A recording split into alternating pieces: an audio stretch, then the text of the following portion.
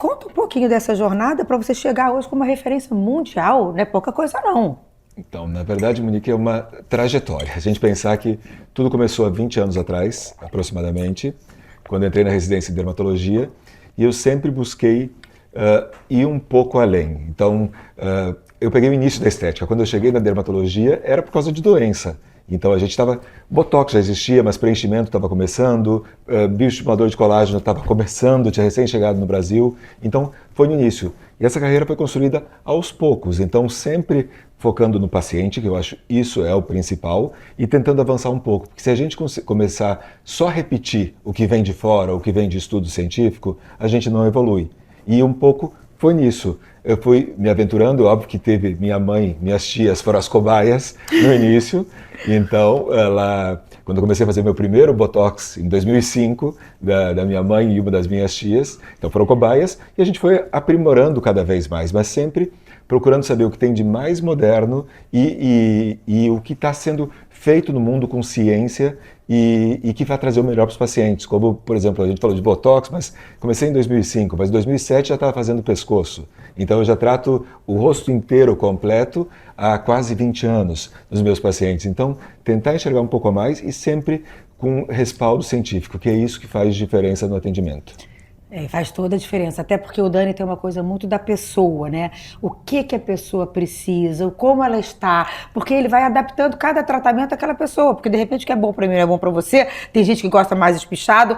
Até uma pergunta que eu queria te fazer, você já disse não para pacientes? Muito, na verdade muito. Então, na verdade, tem coisas que eu acredito e que eu acho que o que eu fizer no paciente tem que impactar a longo prazo. Então, não é só um tratamento para aquele momento. Se aquilo vai repercutir a longo prazo em algo que não vai ser bom, eu realmente não faço. Óbvio que existem algumas coisas, por exemplo, quando a gente fala isso de dizer não. Lábio, eu acho que é a área que a gente mais diz não.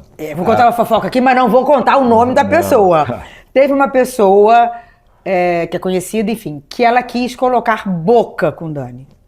Eu lembro que você me contou, não é porque eu sabia que ela tinha tentado, você não me contou o nome da pessoa, mas eu já sabia essa história.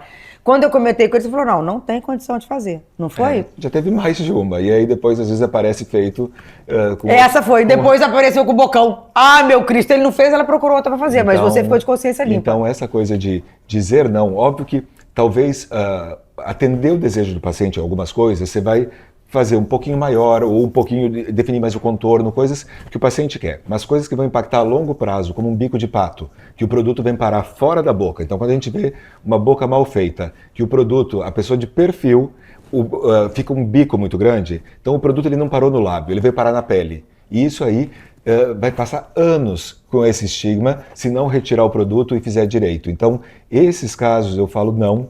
Paciente, já falo muito não para a olheira, porque o paciente faz, por exemplo, uma vez a olheira e ele tende a querer repetir todo ano. Só que o produto na olheira dura muito. O que está acontecendo é o envelhecimento em volta. A gente vai perdendo osso, gordura, vai tendo flacidez de pele. Então, tem que tratar a estrutura em volta daquela olheira para manter o resultado. Então, saber dizer não para o paciente e orientar, não, a melhor conduta vai ser essa ou aquela, é o papel que eu tenho nesse gerenciamento do envelhecimento. E uma coisa que eu percebi muito quando eu procurei em 2012 é que, às vezes, você chega com uma reclamação.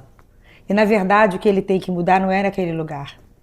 Não, Monique, você está reclamando disso aqui, mas o problema é que isso aqui está precisando fazer... Então, assim, isso é muito interessante. É um senso que você tem muito de estética. É gerenciar o envelhecimento, porque o paciente sabe o que incomoda. Então, ele vai olhar para o canto da boca, me incomoda a linha da marionete.